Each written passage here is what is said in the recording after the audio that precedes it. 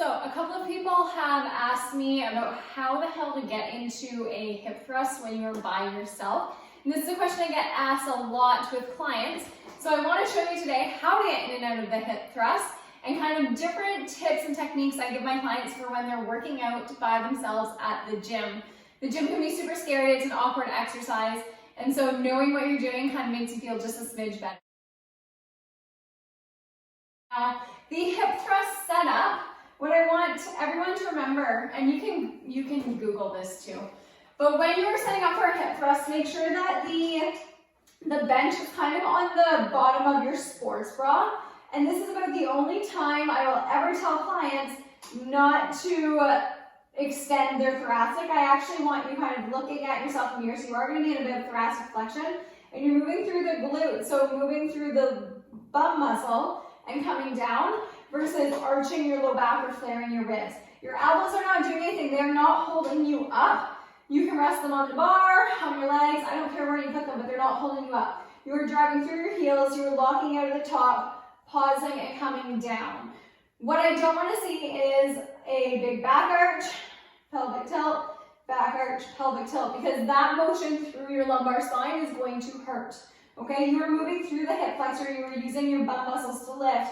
If you are lifting through your low back, it's going to cause a little bit of pain. I want to remind you at the top too, as you're coming into a posterior pelvic tilt here, we are locking out. I'm squeezing my glutes to get my hips up into hip hyperextension. So this would be extended hips, but then we have that extra 30 degrees, but I'm not leaning back to do it.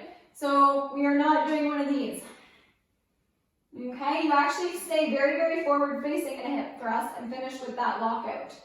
Okay, now getting into it. So until you have some legit weight on the bar, this sucks. What I normally recommend is if you can't add 25-pound plates to the bar, you are better off sticking with dumbbells until you can. I'm going to show you how to get into it, but it's awkward and people are going to look at you really, really funny. I'm in it for a while because I have my very own gym, so it works, but it's not awesome. So what you want to do first, I use a bar pad. No matter what way you swing this, it's not comfy on your hips. I do want to make sure, so this is the bony area of my hips. The bar should not be resting on the bony area of your hips. It should be on your hip flexors / your quads, your upper quads. Again, it's not comfortable. The heavier you get, you are eventually going to have some bruises, but the bar pad does kind of help.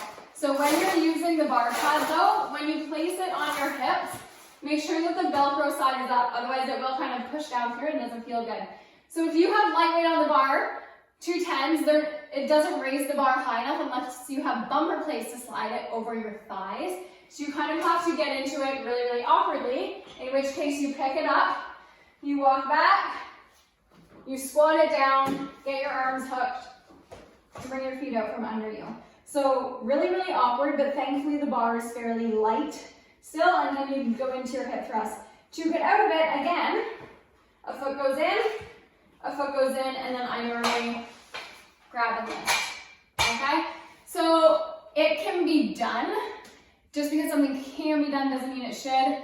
Personally, I just stick with dumbbells until you can get the bar high enough off the ground. The exception is with bumper plates, and if you have bumper plates, then they're all similarly stacked, and I'll show you how to get it. So once you have some serious weight on the bar, it does elevate the bar off the ground, and what that means is you can actually sit down and slide it over your quads right up onto your hips.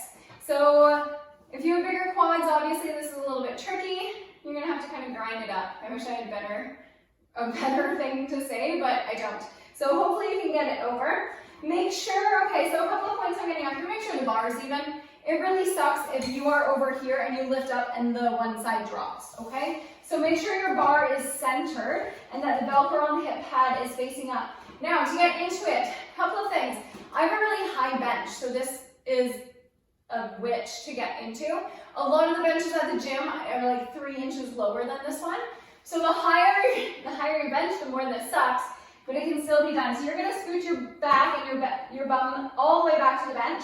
You're going to pull this bar up to your belly button, and you're gonna lock it there with your knees. And what I'm gonna do is I'm gonna grab my ankles and shimmy those as far as I can.